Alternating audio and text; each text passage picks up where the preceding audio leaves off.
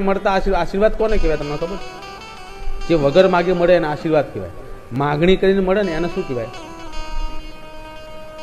ના, વરદાન કહેવાય. તમે કોઈ પ્રસન્ન કરો ને પછી તમે એને કઈ માગો શું આપો, પછી તમે એની જોડે માગણી કરો એના વરદાન કહેવાય. પણ આશીર્વાદ તમારી વગર માગે તમને મળતો હોય એના આશીર્વાદ કહેવાય. આશીર્વાદ રહ્યા ને એ પરમ આનંદ આપી છે. હા, આશીર્વાદ પરમ આનંદ આપી શકે. અને પેલું તમે માગણી કરી હોય એને શું કહેવાય? વરદાન. વરદાન પરમ આનંદ ના આપી શકે. વરદાન 3 વરદાન આપે, 2 વરદાન. વરદાન પૂરું થાય પછી તમારી મહત્વાકાંક્ષા ઓર વધવાની. તમને એમ થાય કે હવે હું બીજી વાર પ્રગટ કરું, આ રહી ગયું. પછી ભગવાન જોડે એ માગો, પછી એની ઈચ્છાઓ રહે એ માગણી કરવાની એ પૂરી થતી નથી. જેને પુરાણોમાં કીધું છે, જેને ભગવાનને પ્રસન્ન કરીને વરદાન માગે છે એને એક વરદાન અજર અમર રહ્યા.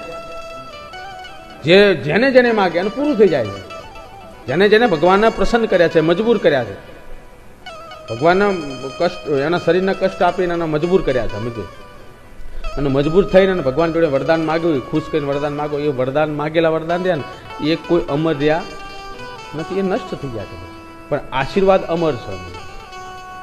આશીર્વાદ અમર છે, તમારા અસ્તિત્વને અમર બનાવી દે, તમારા જીવનશૈલીને અમર બનાવી દે. કારણ કે આશીર્વાદથી બધું જ મળે છે. આશીર્વાદ એટલે તમારું આખું જીવન ચરિત્ર એમાં બદલાઈ જાય. એના